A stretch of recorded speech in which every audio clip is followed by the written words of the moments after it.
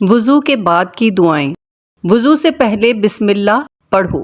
ابو داؤد 101، ابن ماجہ 397۔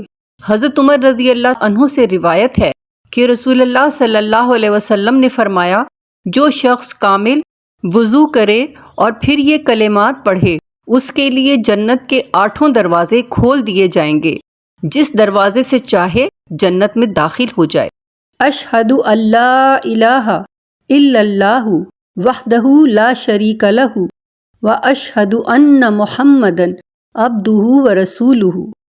ترجمہ: میں گواہی دیتا ہوں کہ اللہ ایک ہے، اس کے سوا کوئی معبود نہیں، وہ اکیلا ہے، اس کا کوئی شریک نہیں، اور میں گواہی دیتا ہوں کہ محمد صلی اللہ علیہ وسلم اس کے بندے اور اس کے رسول ہیں۔ مسلم 554۔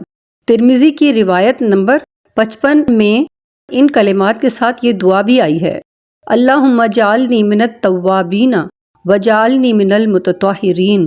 ترجمہ: الہی مجھے اس گروہ میں شامل کر لے جو کثرت سے توبہ کرتا ہے اور پاکیزگی اختیار کرتا ہے۔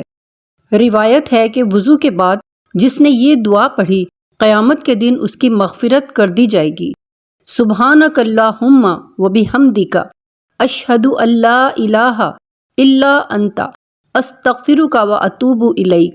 نسائی 80، مستدرک حاکم 2072۔ ترجمہ: اے اللہ، تو اپنی تمام تر تعریفات کے ساتھ ہر عیب سے پاک ہے۔ میں گواہی دیتا ہوں کہ تیرا کوئی سچا معبود نہیں ہے۔ میں تجھ سے بخشش مانگتا ہوں اور تیرے حضور توبہ کرتا ہوں۔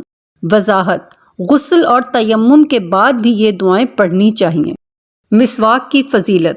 رسول اللہ صلی اللہ علیہ وسلم نے فرمایا، السواک مطہرۃ للفم مرضات للرب۔ مسواک منہ کی صفائی اور اللہ تعالیٰ کی رضامندی کا سبب ہے، اور رسول اللہ صلی اللہ علیہ وسلم نے فرمایا، لولا ان اشق علی امتی لامرتہم بالسواک مع کل صلاۃ۔ بخاری کتاب الجمعہ 887۔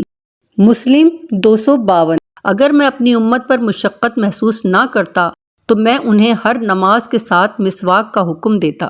روزے کی حالت میں بھی مسواک کی جا سکتی ہے، کیونکہ مندرجہ بالا دونوں احادیث روزے اور افطار دونوں حالتوں کے لیے عام ہیں، اور کسی حدیث میں روزے کی حالت میں مسواک کرنے سے منع بھی نہیں کیا گیا۔ سیدنا حذیفہ رضی اللہ عنہ بیان کرتے ہیں کہ رسول اللہ صلی اللہ علیہ وسلم جب رات کو اٹھتے تو مسواک کرتے تھے۔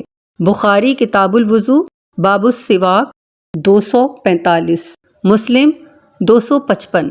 وضو کے بغیر نماز قبول نہیں ہوتی۔ وضو وہی صحیح ہے جو اللہ تعالیٰ کے حکم اور رسول اللہ صلی اللہ علیہ وسلم کے طریقے کے مطابق ہوگا، اس کے علاوہ صحیح نہیں ہوگا۔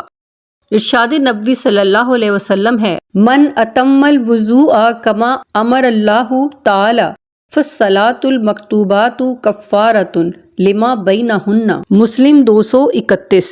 جس نے اللہ کے حکم کے مطابق مکمل وضو کیا تو اس کی فرض نمازیں کفارہ ہوں گی ان گناہوں کا جو ان کے بیچ میں کرے۔